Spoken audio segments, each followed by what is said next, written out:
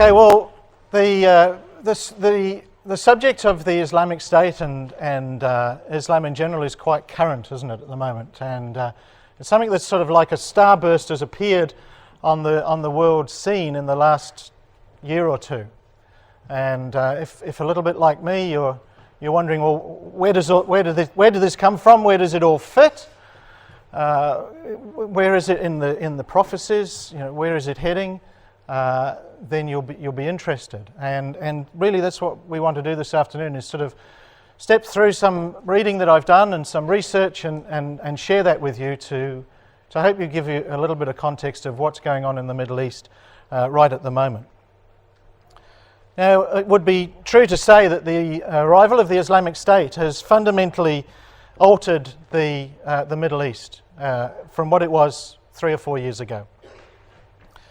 The Islamic State currently controls an area about the same size as a little shy of New Zealand, and they have around about 8 million people under their so-called control. And the Islamic State is equally at home in modern social media, and at the same time it advocates a return to the so-called traditional values of Muslim society. So, a strange paradox, almost a dichotomy. And it is attempting to be a 21st century incarnation of a 13th century phenomena, the caliphates, that we'll have a look at a little later on this afternoon. It's actually a unique political entity. Never before in the history of the world has there been a terrorist organisation that has morphed into a state, or a claim to be a state. It's committed to a revolutionary strategy, which we can glean from the news. Its revolutionary strategy is to create a new Islamic caliphate, and to eventually, their goal is the Islamization of the whole globe. We know they won't achieve that, but that is their avowed anticipated goal.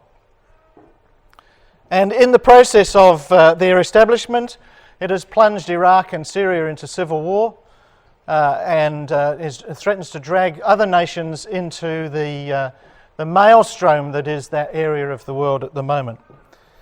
And it has also become the centre of this Sunni Shia controversy that we are confronted with in our newspapers, and maybe we need a little bit more understanding of exactly what that means. So that's what we want to do this afternoon. So really, our session this afternoon is very much a history lesson. We are going to turn to the scriptures on a number of occasions, but largely we're going to fill in, hopefully, some history that you may or may not be familiar with. And as we go through the history, I will emphasize things that are significant from an unfolding of scriptural prophecy perspective, and an unfolding of what the context in which it is developing in the Middle East today. So we've got an agenda, which if I come to this, and those of you who are well versed in Arabic will recognise that says Muhammad, and that's going to be our backdrop. So we've really got 4 or 5 subjects that we're going to have a look at this afternoon. We're going to go back and have a look at the origin of Islam, where it came from, how it was formed, what it stood for, what its nature was at the beginning. We're going to have a look at the origin of this Sunni and Shia split that we hear a lot about and maybe wonder about. We'll have a look at some history and the caliphates, the time of the pinnacle of the civilization that came out of Islam, and then we'll have a look at the last 100 years or so. Because it's really the last 100 years or so that are most significant for ourselves, and are most significant from a Bible prophecy perspective as well. And then right at the end, for the last 4 or 5 minutes, we'll move into the future and have a look at some prophecies concerning the kingdom age. So there's our objectives this afternoon. So you'll be able to measure how long we've got to go by how fast we move through those 4 or 5 subject matters. So the first one then is the origin of Islam. Now, most of us would realise that it started with the man Muhammad. He was born around about 580 AD in a city in Saudi Arabia called Mecca, on the western side of the Arabian Peninsula. Now, Muhammad came from a background of an idolatrous society. In some ways, a little parallel to Abraham when he was in Ur. There were many gods that the Arabians worshipped, and they did not have a single sort of religion amongst them. And Muhammad arrived in that context. Now, non-Muslims, that's us largely, would regard Muhammad as the founder of Islam. But an important and significant fact is that Muslims do not look at it like that. Muslims look at Muhammad as the restorer of the faith. Right? That faith which originally was held by Adam, Abraham, Moses, and Jesus. And Muslims look at Muhammad and they go, he is the man that restored that original faith. Now, this is very significant from a Bible prophecy perspective. They see Muhammad as the greatest of the prophets, the last of the prophets. There have been no prophets since. He was the greatest and the last and the restorer of this faith that they see stretching back across biblical history to the time of Abraham. And they recognize Abraham and Adam, and they recognize Moses as a prophet, and they recognize Jesus Christ as a prophet as well. Apparently Muhammad was orphaned early in life. In fact, his father died before he was born. His mother died not long after. And he was brought up by his paternal uncle. And Mecca was a centre of trade. And a lot of trade moved through the Arabian Peninsula and eastwards to India and westwards to Europe, and local trade as well. And Muhammad, like many of the inhabitants of Mecca and the associated cities, was a trader. He worked as a merchant. But every now and then, it is claimed, he used to take himself off into the mountains for some peace and quiet. And he went to a certain cave. And here's a picture of that cave today. It's up in the mountains near Mecca. And it's now, as you can probably see, although it's not terribly clear, it's got paintings and paper there. It's quite a holy site. And he went to this cave. And he went up there to pray, to meditate, to think. And when he was about 40 years old, he claimed that during his times in this cave, he was visited by Gabriel, the angel, and he was given revelations. He received a revelation from God. And largely, what he received is now recorded as the Quran, the Muslim holy book. And apparently he was told these in Arabic. The Islamic gods, I presume, speaks Arabic. Gabriel certainly spoke Arabic then. And he received these visions. And he began to preach as well. But obviously, it was, whatever his experience was, moved him to preach. And he preached two messages. And the first of those is, God is one, which is still used as a catch cry of Muslim. God is one. And the second is, we should surrender to His will. And the word surrender in Arabic is Islam. So that's the name of the religion. Surrender.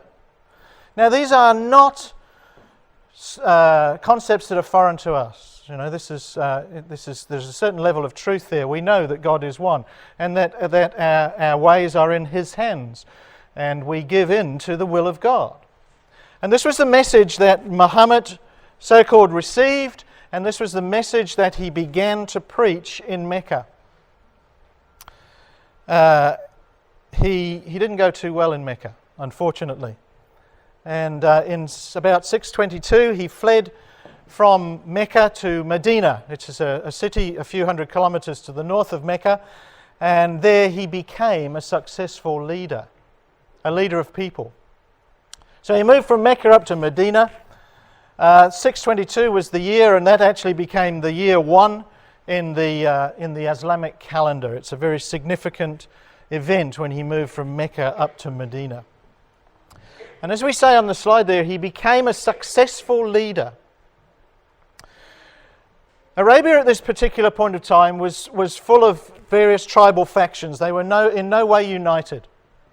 And there were intertribal rivalries for the trade, intertribal rivalries for the resources of water and land, and quite a lot of intertribal warfare that was going on.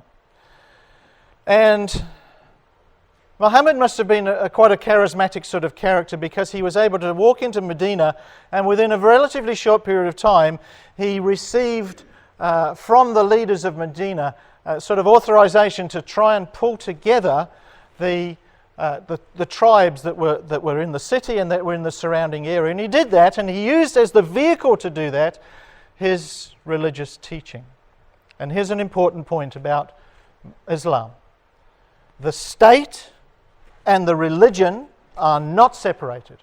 And it becomes from this very beginning. When Muhammad walked into Medina as a preacher, he became the leader of the city, political leader of the city. And the religion and the state became wedded together, and it has been the case ever since in the perspective of Islam. He was accepted as leader. He united together the local tribes at that particular time, and he continued to receive revelations while he was in Medina, which were recorded or spoken to his companions at that particular time. In 630, just a few years later, he returned to Mecca, and he went down with around 10,000 troops from Medina. And he went down to Mecca expecting some sort of battle, but in fact he took the place largely without any bloodshed at all. And he became the political leader of Mecca as well. So here we have finally, for the first time in many hundreds of years in Arabia, a single individual who was the political leader and the religious leader of the two main cities on the Arabian Peninsula at that time. And that's an important fact that we need to remember. Unfortunately, or fortunately, 2 years later he died. He established in that short period of time a united religious state in Arabia called the Ummah. The word Ummah means, roughly translated, should be something like commonwealth or community, something like that. And that again tells us the nature of this state. It was a religious, political organisation together. Now to us, in the 21st century, West, that is a foreign concept. Now, we've lived in a society where state and church have been separated for quite a long time. And so to appreciate the union of politics and religion such as existed in Arabia is somewhat difficult for our minds to comprehend. And that also is a reason why there is so much conflict in this area, because unfortunately the West are trying to impose a Western view on how society should run in a part of the world where Islam has an extremely strong and dominant root. When Muhammad died, he had passed on verbally to some of his companions the thoughts that had been given to him, so-called by the angel like Gabriel. And this was written down very shortly afterwards to form what we now know as the Quran. It's written in Arabic. It was written down by those who were immediately associated with Muhammad during his lifetime. It was a compilation of his sayings. It was claimed to be the direct words from God in Arabic. And for centuries there was resistance to translate away from Arabic because God spoke to them in Arabic, and that was the pure language. And it's only been many years later that translations have been made. because of the difficulty of translating the words of God into another language. Some interesting parallels there. But the strong state religion bond in Islam prevented the translation outside of Arabic. So converts to Islam had to learn Arabic in order to understand the concepts that were contained in the Quran. The Quran is about the same size as our four Gospels, 270,000 words thereabouts. As we say there, it was compiled in the years immediately after the death of Muhammad. And the central theme is the oneness of God. The central theme.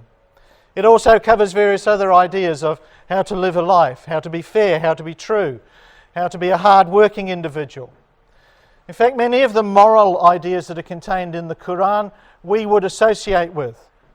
Individual responsibility, hard work was required, fairness, care for the poor, care for those that are less fortunate than themselves, care for family, care for the elderly. They are all concepts that are contained in the Quran, and they are concepts, of course, that we can derive from the scriptures of truth as well. So there is a parallel between some of these ideas in the Quran and ideas that we're very familiar with. So that deals with the origin of Islam. So it came out of this man, Muhammad. But they claim, and still claim, and did claim then, that it was a continuation of what we would call the Old Testament religion and the work of Jesus as a prophet of God, not as Son of God. That's not in their concept. In fact, interestingly, the Islam faith has Abraham going up a mountain with a son. Only that son is not Isaac, it's Ishmael.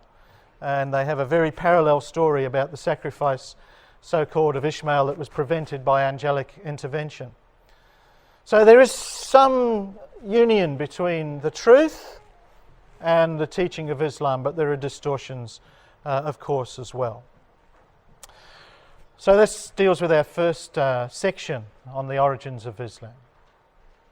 Key points there: the political, religious nature of the origins of Islam, and the fact that they preach the story of the oneness of God.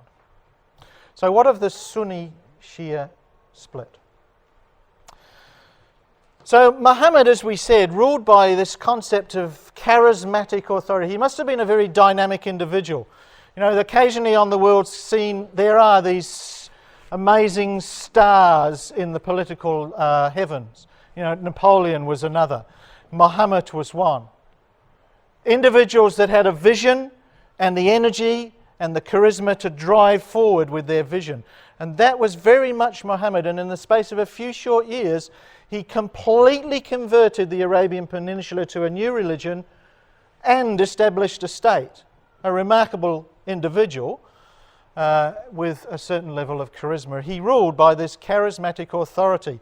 I am who I am, and I rule according to my word, was his approach. Now that created, of course, a succession problem. When you have a charismatic individual, you have inevitably a succession problem. Again, take Napoleon, for example. Who would want to follow in his shoes? It would be difficult. It would be hard. And so it was with Muhammad. And there are a couple of problems. Should we adopt a leader who is superior to the ordinary person? In other words, a member of the Prophet's own family. Obviously, if he had a family, he was charismatic, chances are his family is somewhat special. So let's adopt a leader from amongst his family. But one of the teachings of Islam is that we are all capable of equally well receiving the message of Islam, the message of their Bible. And if we follow, then we're as good as the next person. And so why not choose a capable moral leader from amongst the faithful? And this was the problem that was confronting the nascent Islamic political religious state in 632 when Muhammad died. And there were two people who were contenders, if you like, in the running. Right? There was, first of all, Ali ibn Abi Talib, who was Muhammad's daughter's husband, son-in-law. So he was family. And on the other side we had Abdullah ibn Abu Bakr. Now, Abu Bakr should be familiar to your ears. Right? He's a modern individual. No, that's not his real name. He's adopted that name. Abdullah ibn Abu Bakr was not directly related to Muhammad, but he was Muhammad's first senior convert. And he was a very capable individual. He didn't have the same charisma as Muhammad, but he was a very capable, very moral individual who had taken on fully the teachings that Muhammad had promulgated, which we would associate with as being true and right and honest. And the choice was made, and the choice was to go to Abu ibn Abu Bakr, the not direct relation of Muhammad.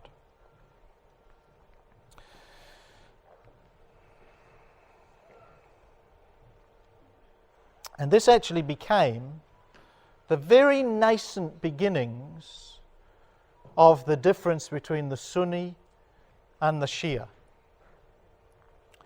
And in a sense, the difference between Sunni and Shia is therefore almost as old as the faith itself. You know, it goes right back to the time of Muhammad. The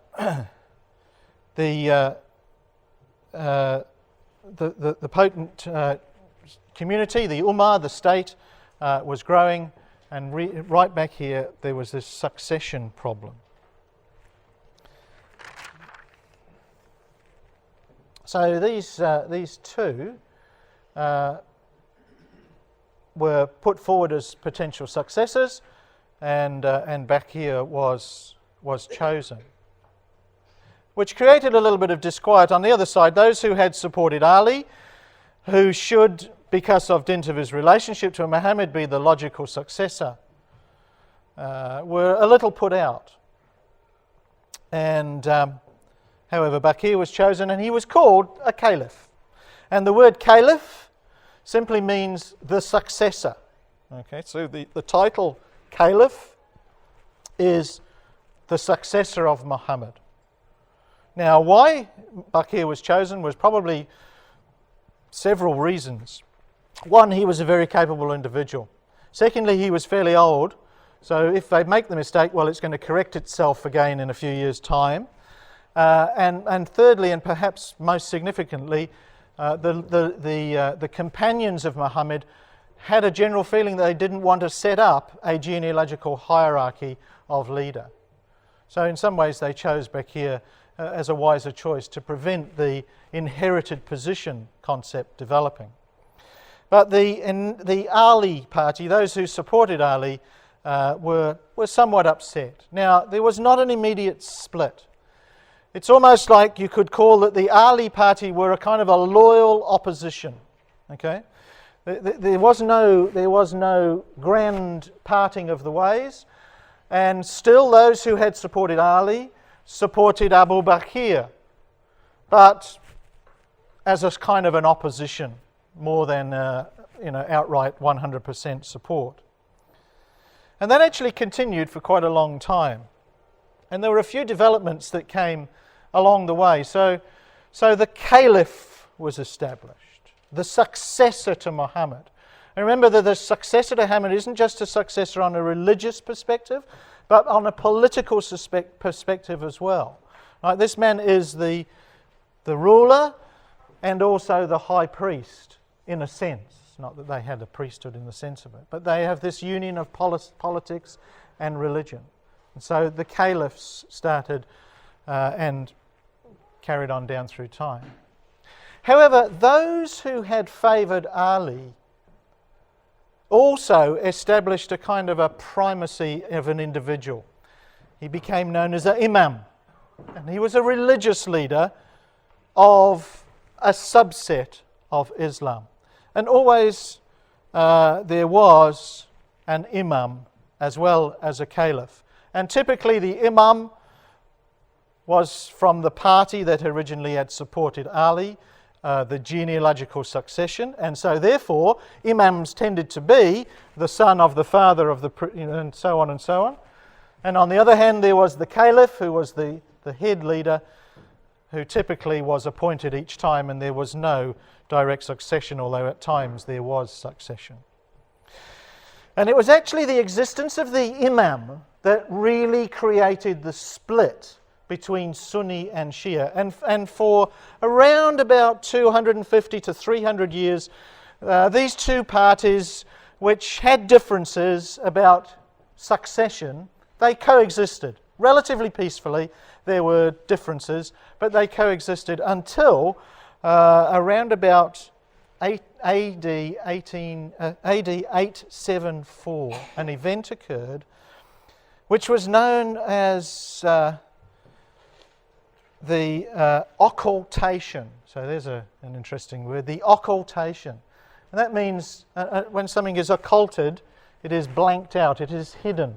Okay, an occultation is the hiding of something. So we had some big words on a slide from Frank. Now here's another one, occultation. So if you hide something, you're occulting it. It's not the hint from which we get the English word, of course, the occult, which is mysterious, it's hidden. So this event called the occultation was this. The imams had been father to son religious leader, and the last imam died when his son was only 5. So his son became the next imam, religious leader, at 5 years old, which was not workable, obviously. And so there were 4 deputies stood up who spoke on behalf of this 5-year-old imam, and the 5-year-old imam was essentially hidden away. That was not the occultation, but essentially he was locked away, and the place was run religiously by these 4 deputies. And strangely, coincidentally, about 70 years later, just before the last of these 4 deputies died, the imam apparently announced that he was going to go away. God was taking him away, hiding him, occulting him, and he was going to be away and eventually return sometime in the future and save Islam. Right, so this was a parallel doctrine, if you like, to the return of Christ. Only it's going to be the return of this imam. Now that was a major religious split then between those who accepted that was going to happen and those who didn't, and that was where the Shia and the Sunni finally parted, because the Shia accepted that this last imam had been hidden and was now permanently hidden by God and would one day return sometime in the distant future as a saviour, and the Sunnis did not accept that. And so this was the make or break point, if you like, around about AD 874 between the Shia and the Sunni. And it was a difference of religious opinion concerning this occultation, this individual who was hidden away, a sort of Messiah. So the long, slow process that had been proceeding up to this point, where there was differences of opinion between Shia and Sunni, between those who had one concept on succession and those who had another, now finally fell to pieces, and there was a religious difference between a doctrinal religious difference concerning this individual who the Shia said was going to return, is hidden, and the Sunni would not accept that. And so that's the final point of the split. And then, of course, the two branches of the religion tended to drift apart because the communication between the two were lost. And there were differences in practice and differences in doctrine that developed as a result. You must be aware also that a little bit like the Jews who had the law and had accumulated a vast amount of literature that explained the law, the Arabs had done the same.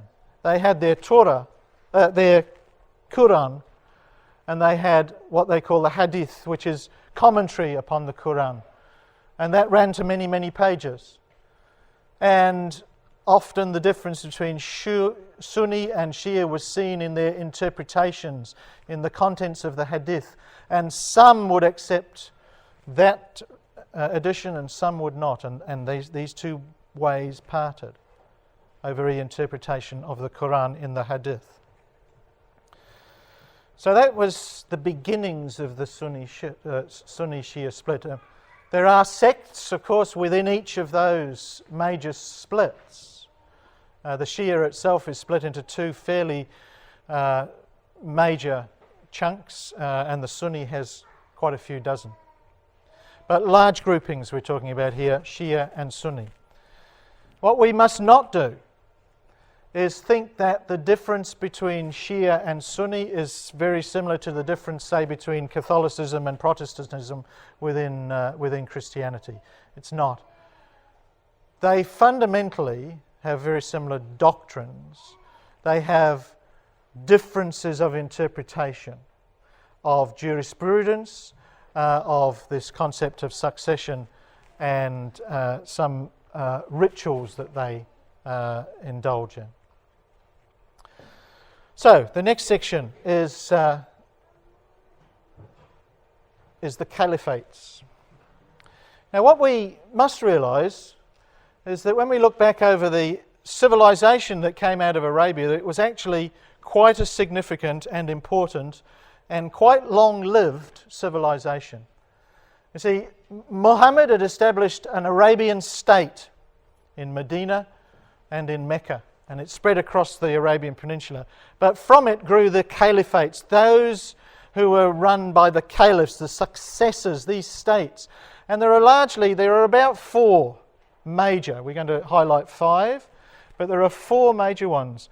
We don't have time to do it now, but if you want to do an in-depth study of Revelation chapter 9, you can actually see the four caliphates coming out in the record there. We're not going to look at that. The first of these was the Rashidun Caliphate, which ran from the time of the death of Muhammad right through till 661, 30 or so years. Initially, this was ruled by the man Abu Bakr, but he died after a couple of years, and it was various other ones.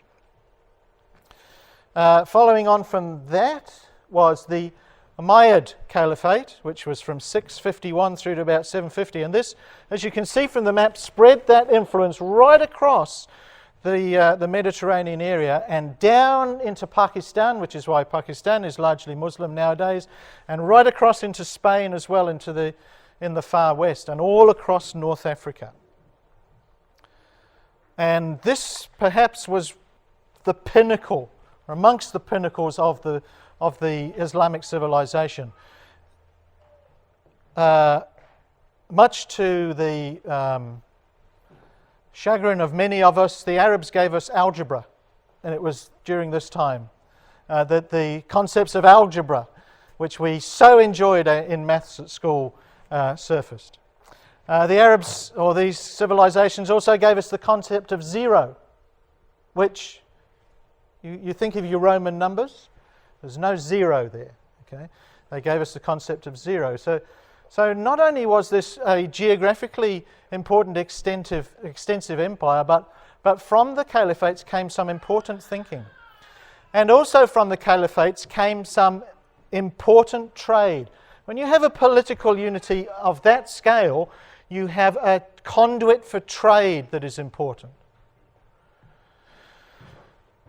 This was a glorious time of Muslim history. It was prosperous. It was a center of thinking. It had a large geographic spread. And so there is this history within Islam of being an important, powerful state. And so that is perhaps some of the motivation that we can see in people like Islamic State to say, well, we want to reinvent that. When apart from the Roman Empire, which was coextant with this, it was the dominant power in this particular area, as Rome was actually on the decline at this point of time. Following on from the Umayyads, there was the Abbasid, which very similar area, up into Afghanistan, Kazakhstan, and a little bit further towards India as well. A little less in Europe. It was only during the Umayyads that there was the Spanish Caliphate, but it's still a dominant thing, and that went for many hundreds of years, from around about 750 right through to about 1258. And again, an important, prosperous, trading, thinking nation. Religio-political. The two are united. Following on from them, there was the Mamluks, which were largely based in Egypt, from around about 1250 through to 1517. This is the fifth one that maybe there shouldn't have been here. It's quite small, but it had some significant thinking that it transferred into the West. And the final was the Ottoman. Now, the Ottoman Empire, or Caliphate, was the largest, the longest, and the most prosperous of all of the Arab caliphates. And as you can see from the map there, over a period of time, it grew from its centre in what is now known as Constantinople, which is Constantinople, or known as Istanbul, which is only an Arabic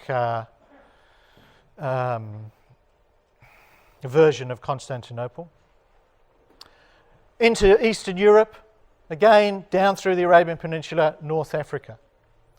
And by degrees it grew, and it was based largely in Turkey, but it grew. And as we said, it was perhaps the grandest of all of the caliphates. And it was in existence from around about 1517 until 1923. Right? That's a huge amount of time. 1517 to the beginning of last century. It was finally snuffed out in the Turkish Revolution under Ataturk in 1923. It's a long history that is there, and that's a Muslim, religious, political entity that lived during that particular time. Which brings us with there's a condensation of about 1,000 pages of reading I've done in the last few weeks into, 25 minutes. But it hopefully gives you a flavour of where it came from and the size and extent and wealth and importance of what has gone on in the past with respect to Islam. And we come right down to more or less our times, the last 100 years or so. As we say, the caliphate of the Ottoman Empire, the Ottoman Caliphate, was finally snuffed out in 1923, but its major decline occurred in the years before that, and particularly at the time of the First World War. Here's the same map, the other way around, and it's the decline of the Ottoman Empire. And you see that the dates in there, if you can see them, shows you how that it slowly declined, and huge areas were lost in the First World War. So all of that area in North Africa and down through the Middle East and down through Arabia was areas that were lost immediately prior to and during the First World War. The areas to the north of the Black Sea were lost to the Ottomans just before the Crimean War and Sebastopol and that sort of stuff. But it was a slow, steady, inevitable decline. And its decline was most noted at the time of the First World War. And you can turn to any history book you care to mention and have it talk to you about the First World War, and virtually without an exception, every historian recognizes that the time of the First World War was a massive change in the way the earth was, the way the politics of Europe operated. It was the death of the European colonial power. It was the rise of the nation states of Europe. It was the death of the Ottoman power. It was the rise of the chaos that is now seen in the Middle East. And the First World War almost draws a line across history and separates that which went before from the days in which we live. And you know, the scripture picks up on that. And in that scripture that we read for our reading just a few minutes ago from Revelation chapter 16, that is the scripture that picks up on this. And it says that the angel poured out his vial, the sixth angel poured out his vial on the great river Euphrates, and that river was dried up. And if you just run your mind back through those 4 or 5 verses, you see that twice in those verses it makes reference to Armageddon, once by name and once by the title, the battle of the great day of God Almighty.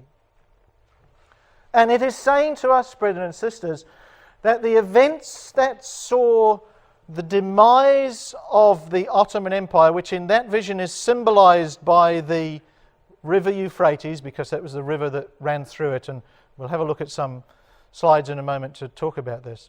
The events that saw the demise of that power are the events that will bring Armageddon. And we sit, brothers and sisters, somewhere between those. We sit awfully close to the end, I would hazard a guess. It's 100 years since the Ottoman Empire was snuffed out. The river Euphrates was dried up. And the vision in Revelation chapter 16 is clearly uniting the demise of the Ottoman Empire with the advent of Armageddon in this earth. And you know, we say it many times, but let's just remember it. Stuck in to Revelation, inserted almost into Revelation between the 2 references to Armageddon, the battle of the great day of God Almighty and the naming of Armageddon, is that pertinent warning by Christ to make sure we have our garments, because he's coming as a thief. And here's the message, isn't it, brothers and sisters, to us? As we stand today and we look out on the chaos that is in the Middle East, which was largely a result of this drying up of this Ottoman Empire, which we'll review in a few minutes, we are standing on the very advent of the return of our Lord. And we don't know how long it will be that we are taken away before Armageddon actually takes place. The judgment has to go before then. Some may speculate it's up to a period of 10 years. But whatever, it doesn't matter. We're standing, brethren and sisters, on the very threshold of the return of Christ, and the fact of the chaos in the Middle East proves that. We'll have a look at that. Now, I want to go back to some old writings just to have a look at this concept of the river Euphrates representing the last of these Islamic caliphates. We go back to a writer, Joseph Mead, who in 1586 to 1638, he wrote these words, which are difficult to read because of the style of the writing, but it says, "The 6th vial shall be poured out upon the great river Euphrates, that being dried up, a passage may be prepared for new enemies of the beast to come from the east, that is, for the Israelites to be wonderfully converted to the pure faith and worship of Christ, and now to have conferred upon them the kingdom promised to many ages since." Now, in overview, that is right. The river Euphrates was dried up that the way of the kings of the east might be prepared, says Revelation chapter 16. And that's a clear reference, I feel, to it's the way of the kings of the sun's rising. Malachi is a reference there. Look it up in your own time. The drying up of the Ottoman Empire heralds the return of Christ, is what Mead said.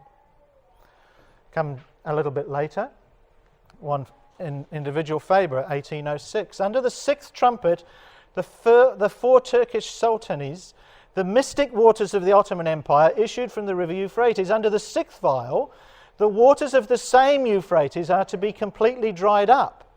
We cannot therefore reasonably doubt that the symbolical Euphrates means in both cases the same power. Rivers typify nations. That's an established fact from the Old Testament. When a particular river is specified, the nation immediately connected with that river is obviously intended, the river Euphrates. Such being the case, as the issuing forth of the four sultans, whose mystic waters of the Euphrates, which deluged the Eastern Empire, denotes the rise of the Turkish power. This is Revelation 9 that we're not going to look at. So the drying up of those waters must evidently denote its subversion, its reducing. Now, since the drying up or evaporation of water is a slow process, we may naturally conclude that the expression points out not merely the subversion of the Turkish power in general, but the particular mode of that subversion by the slow consumption of its political strength and by the gradual wasting away of its people.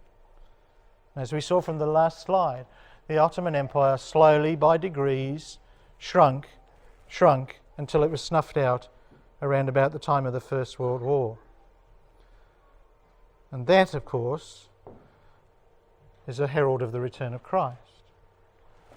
And as Brother Thomas says in Eureka, when he discusses Revelation chapter 16, he says, the waters of the great river Euphrates represents the military power of the Ottoman Empire, which is dissipated by a process of evaporation, a drying up, a gradual exhaustion, so as at last to leave the channel of the river in the heart of the great city empty and devoid of all power to impede or interfere with operations developing in the southeastern recesses of the empire, that the way of the kings who are out of a sun's rising might be prepared. And those are wonderful words from Brother Thomas with respect to the history that we have seen. And notice the emphasis that he places on that, which is entirely scriptural out of Revelation chapter 16.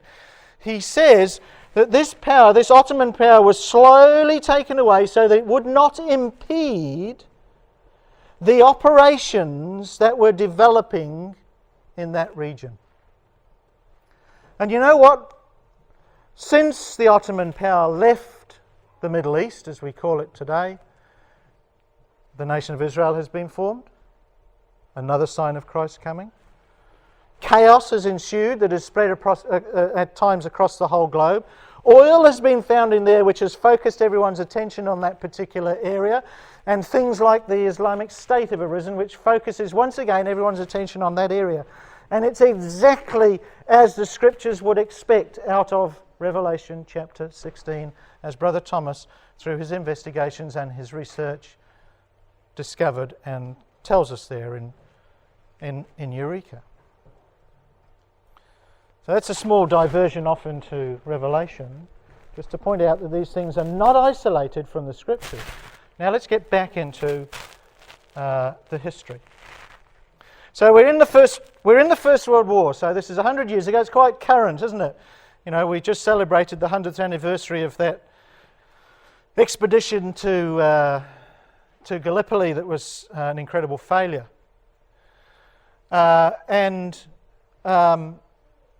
So it's current in our minds, the First World War. And as we said, the First World War represented a change in things. Europe was decimated. The Middle East was changed. The whole world was changed.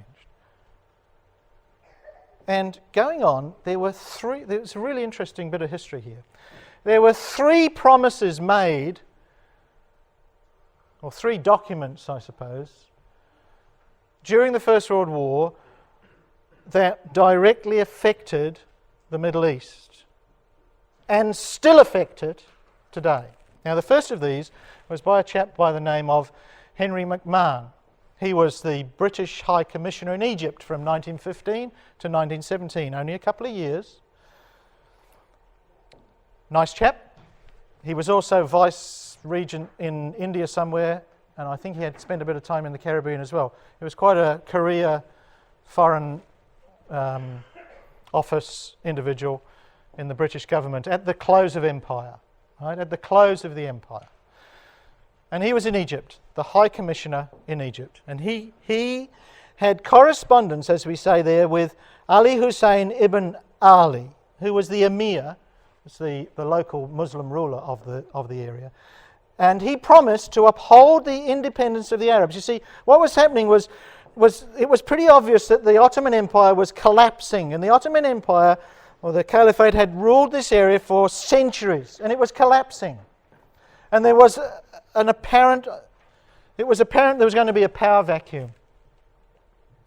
And so this chap said to his local Arab leader, he said, look, never mind, we, the British, he says, we will uphold the independence of the Arabs, and we will guarantee the holy places, Mecca, Medina, Jerusalem.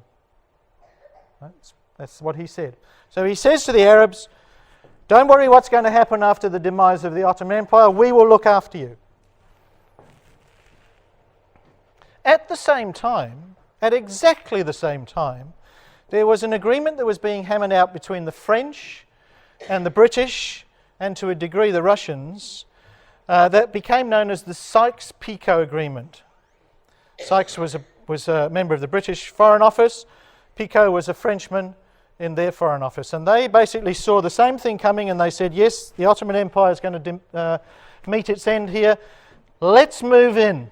Now, the big issue in those days was, just like it is today, they didn't want Russia to come down from the north. Russia was stuck up there. Russia wants to come south to get to warm water ports. And the British and the French didn't want that to happen. So they carved up the area of the Middle East according to this thing called the Sykes-Picot Agreement. They said, you have that bit, we'll have that bit, and that bit up there can go to the Russians. And they had no cognizance whatsoever of any religious divisions, any national identities, any geographical divisions that might have already existed. They simply took out a map, they laid a ruler across it, and they drew that map that you see there, and it became known as the Sykes-Picot Agreement. So as it says in the small words there, a secret agreement between the governments of the United Kingdom and France, and also Russia, with, defining the proposed spheres of influence and control in the Middle East should the Triple Entente succeed in defeating the Ottoman Empire. The Triple Entente is the Western Allies in the First World War. The negotiation of the treaty occurred between November 1915 and March 1916. The agreement was concluded in May 1916, just a few months before the British took Jerusalem. And the agreement largely ignored ethnic or religious divisions and was made without consultation with the local people. So that's promise number 2, or agreement number 2. Makan said to the Arabs, we'll look after you. Sykes and Picot in the back room working on the maps, dividing the place up. And back in Britain, we have what's known as the Balfour Declaration, which we know quite a bit about. It is the document that enabled the creation of the Jewish state. But it was another promise that was at odds with the other two that had gone before. You know, we know the Balfour Declaration. I'll read it for you.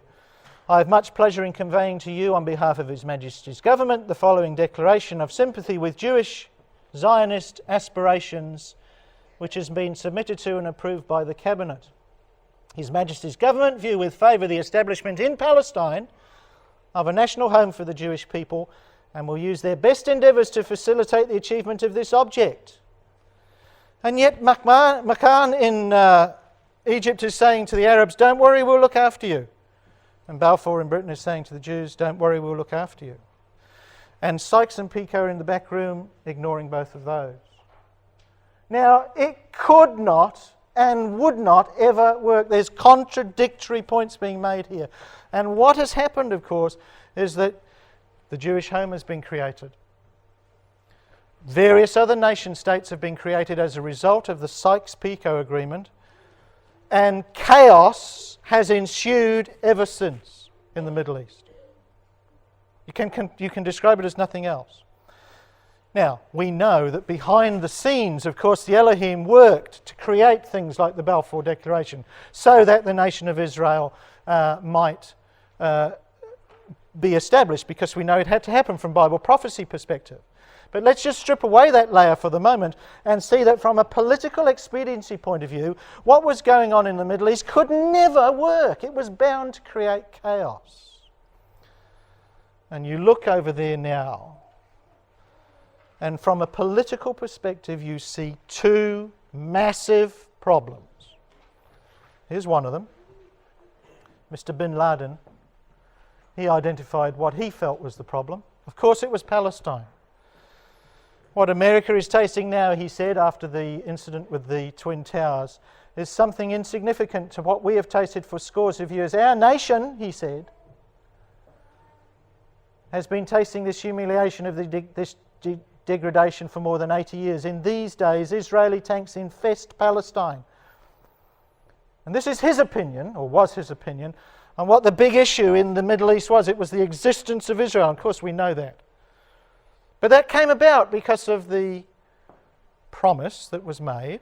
Came about because of the prophecy that was made, of course. But speaking naturally, it came about as a result of the promise that was made in the Balfour Declaration. But he says it's like a festering sore. Of course, he talks it up a little bit, or he did talk it up a bit, but that's the perspective. He says, I swear by God who has elevated the sky without pillars, neither America nor the people who live in it will dream of security before we live in security in Palestine, and not before all the infidel armies that leave the land of Muhammad, peace be upon him. Now, he was a clever man. He chose his words carefully. Now, just think about those words in the light of the history of Islam that we've just discussed for the last 40 minutes. Right? He says, the infidel armies leaving the land of Muhammad. Right? The land of Muhammad, the Arabian area, the peninsula. They have to go.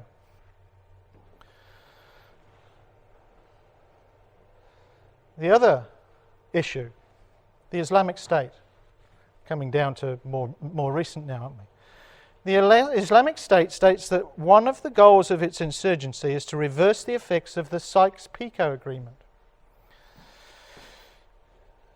In June last year, it was said, this is not the first border we will break other borders. A jihadist from the Islamic State, or ISIL, warned in a video called End of Sykes-Picot. Go onto YouTube, you can watch it if you want to. It's unfortunately in Arabic, but you get the gist. This man, Abu Bakr al-Baghdadi, now that's not his real name, but where did Abu Bakr come from? He was the first successor of Muhammad. Where does he want to go? He wants to go to Baghdad. Abu Bakr al-Baghdadi. Right? His name says what he's all about. Right? He said in July last year, in the speech in the great mosque of Al-Nuri in Mosul vowed that this blessed advance will not stop until we hit the last nail in the coffin of the Sykes-Picot conspiracy. Now that was last year, that was 100 years after the Sykes-Picot Agreement was written, and he said that is still the root cause for some of the problems in the Middle East. Now we start to understand what's going on, but look at the language that there. This blessed advance. He speaks like a religious leader and a military leader at the same time, as did Osama bin Laden. He's the man that is attempting to set up a new caliphate, the religious political state. You see why what's going on there now is so rooted in the history that for centuries upon centuries has been the pride of the Arabs and has now been lost. I'm getting well ahead of my notes.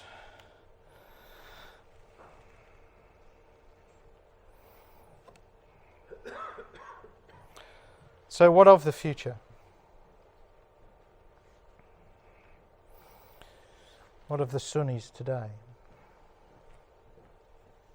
There's a map there of the geographical distribution of Sunni and Shia. Okay, now just think about that map for a few minutes. Look at the map and I'll read the words. Any attempt to understand the conflicts and antagonism must begin with the religious character of the states involved.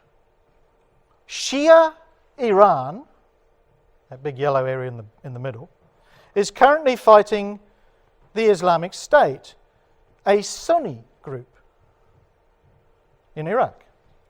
Iraq has a Shia majority in the south, and that's where Baghdad is, and that's where most of the government comes from. Meanwhile, Iran, Shia Iran, has also helped prop up the Syrian government led by Bashar al-Assad, who is in a sect associated with the Shia. So there's Shia helping Shia, who still is fighting a civil war against the Sunni rebels and the Sunni Islamic State. And those rebels are financed by nations like Saudi Arabia, which is also Sunni. Iran and Syria have both historically been primary sponsors of Hezbollah, which is a Shia militia of considerable strength in Lebanon, which also is a Shia area. Right? So you see how these things revolve. Right? Now the point of this, the point of trying to understand what's going on here is that we can't isolate ourselves and say, oh, it's just chaos. It's this religious fervour that sits underneath. And so you have best part of 1,000 years of history, or more than 1,000 years of history, sitting behind the Sunni Shia activities, such as illustrated in there today. You've got people saying we want to establish a caliphate because they look back into the 1200s and the time, when Britain was invaded by the Normans in 1066. The Arab powers were at the peak of their prosperity. They were building the grand mosques. They were very wealthy. They were thinking things like algebra, right? But it was a very important, and that's all gone. And these people come in and say, we want to re-establish that. Of course they do, because they have this proud history. And whenever you turn to it, you see this religion this uniting of religion and politics. They cannot be separated, because in the Islam mind, it is not two things.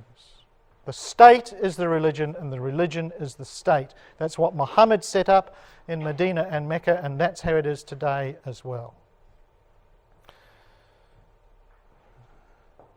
So there is a bit of history. I want to go over to Isaiah chapter 60, and this is really sort of jumping into the future. And have a look in here at just a few verses. And this is a very interesting couple of verses, because it tells us some important facts that we need to remember as we interpret what's going on at the moment and as we interpret prophecy. Now, Isaiah chapter 60 is one of those wonderful chapters towards the end of Isaiah that look forward to toward the kingdom age. And they're lofty and wonderful words. Arise, shine, for thy light is come, says the prophet to Israel. The glory of Yahweh has risen upon thee. So he's looking forward into that kingdom age when once again Israel will be at the head of the nations. A fantastic picture, beyond all the problems that we've been looking at. He says, darkness will cover the earth, gross darkness the people. That is true, isn't it? Ignorance. But Yahweh shall arise, as it says. Verse 3, the Gentiles shall come to thy light, kings to the brightness of thy rising. Wonderful, wonderful visions. And we can see the temple built there in the land of Israel, and Christ reigning, and the Gentile nations coming up there. That's what Isaiah chapter 60, the first 3 verses, is talking about. The establishment and continuity of the kingdom age. And the prophet says to Israel, he says, lift up your eyes and look and see who's coming. They're coming. All of these people, thy sons, your people are coming and others are coming. Then thou shalt see, says verse 5, and flow together. And then it says, the wealth of the Gentiles shall come to you at the end of verse 5. And then these words. And these words are most instructive, because it says, the multitude of camels shall cover thee, the dromedaries of Midian and Ephah, all they from Sheba shall come, they shall bring gold and incense, they shall show forth the praises of Yahweh. Now, whenever you speak about camels and dromedaries, your mind would automatically go to the desert places and the Arabians. But of course, it's also true with those words as well, isn't it? Here's Isaiah 60, and those words, Midian, Ephah, Sheba, they are all children of Abraham by Keturah, and they're usually identified with members of the area of Arabia, the nations that moved into there. So what Isaiah is telling us is that in the kingdom age, when Christ has returned, amongst those who will accept him and bring their gifts to him will be these Arab nations. Now really, when we review Islam as a religion, that's not terribly surprising. They are closer to the truth than perhaps the Catholics. Well, I don't even think that's arguably. At least they appreciate the oneness of God and they recognise biblical history. It goes on. They shall bring gold and incense. They shall show forth the praises of Yahweh. All the flocks of Kedar shall be gathered together unto thee. The rams of Nebaioth shall minister unto thee. They shall come up with acceptance on mine altar. This is the ultimate destiny of the Islam nations, the Arab nations. They will survive and be accepted in the kingdom age. Now there's an implication to that, isn't there? Incidentally, those are children of Abraham from Ishmael. There's an implication there. You know, I have heard it said that, maybe there's this invasion in Ezekiel 38 that we talked about could well be, it could be Arabs or something. No. Impossible. In Ezekiel 38 and Ezekiel 39, the invading force is utterly destroyed. As Brother Frank said, it takes 7 months for them to bury the dead. And Ezekiel 39 goes on to say how absolutely abhorrent that is. And Isaiah 60 says, the Arabs will come to the kingdom. They will be there. They will bring their gifts. They will bring their wealth. They will be going to the temple as a nation. It's not possible if they are the antagonist in Ezekiel chapter 38. And so, brothers and sisters, we'll leave it with that vision of the future. Hopefully, we've filled in a little bit of history. If you haven't enjoyed it, I have, because I've done a lot of reading to try and get to here, to cram all this into what was supposed to be an hour, but has been a little bit longer than an hour, for which I apologise. If you want some recommended reading, I've got a list of books that you could have to read on the subject. But let's lift our vision beyond the chaos, the problems, the man-imposed problems that are occurring now, to that vision in the future. Because that, brothers and sisters, is our hope. And the reality of history in 2015 is that hope is oh so close.